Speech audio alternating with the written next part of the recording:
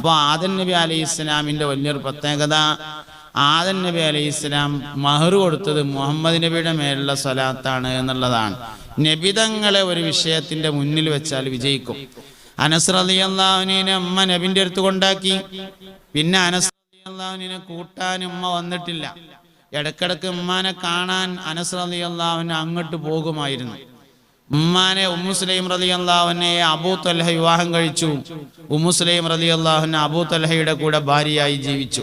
അനസ് റളിയല്ലാഹുവിന് 10 കൊല്ലം നബിൻ്റെ ഒപ്പാണ് കഴിഞ്ഞത്.